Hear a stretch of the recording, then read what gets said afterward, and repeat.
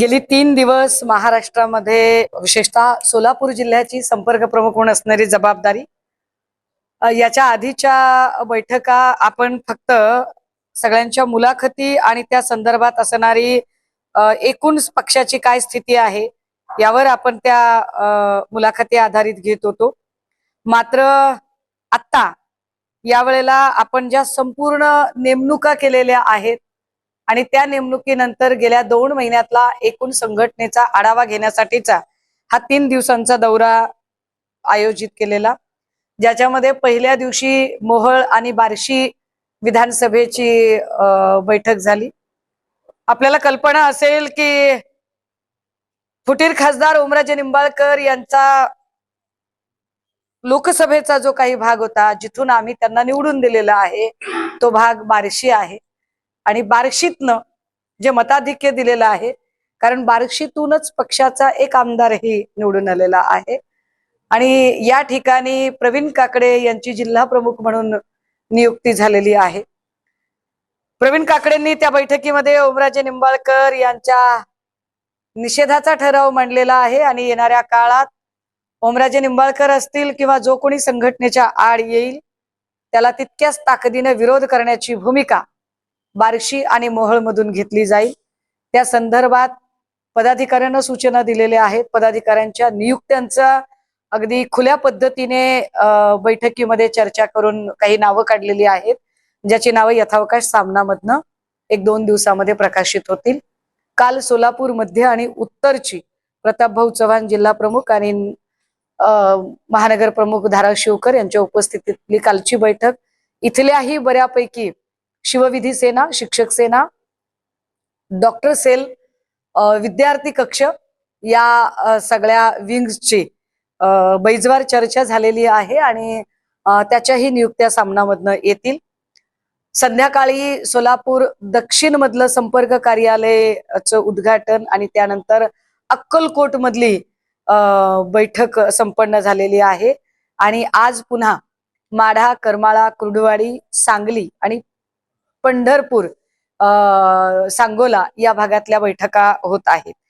हे सगळं करत असताना मला याची कल्पना आहे की सोलापूरमध्ये एकेकाळी जी शिवसेनेचं एक प्रचंड मोठी ताकद होती आणि काय पद्धतीने त्याला म्हणजे काय म्हणता येईल, कुंपणानं शेत खाल्लं म्हटल्यासारखं काही लोकांनी आतनं जी कीड लावायला सुरुवात केली, ती सगळी कीड आणि त्याच्यावर आता कीटकनाशक फवारणी ही पुन्हा व्यवस्थित सुरू आहे।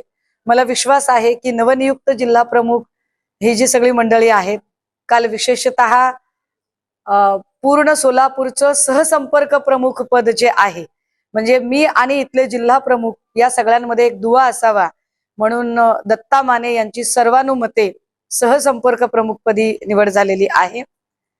सोलापूर मधल्या अनेक विषयांवर येणाऱ्या काळात जे उपक्रम केले जाणार आहेत त्यातलं महत्वाचं की रामरक्षा आंदोलन, की ज्या लोकांनी म्हणजे जी भाजपा ना खाऊंगा ना खाने दूंगा म्हणत होती, त्या भाजपाने सर्वसामान्य लोकांना तर लुटलं, परंतु देवालाही लुटायला ही माणसं कमी पडत नाहीयेत। ज्या पद्धतीने राम मंदिरातल्या दानपेटीची चोरी झाली आणि या दानपेटीच्या चोरीवर एकही जण तोंड उचकटत नाही, ज्यांना जात आणि धर्मामध्ये भांडणं लावणं फार सोपं वाटतं आणि त्यासाठी हिरिरीने ते पुढे येतात।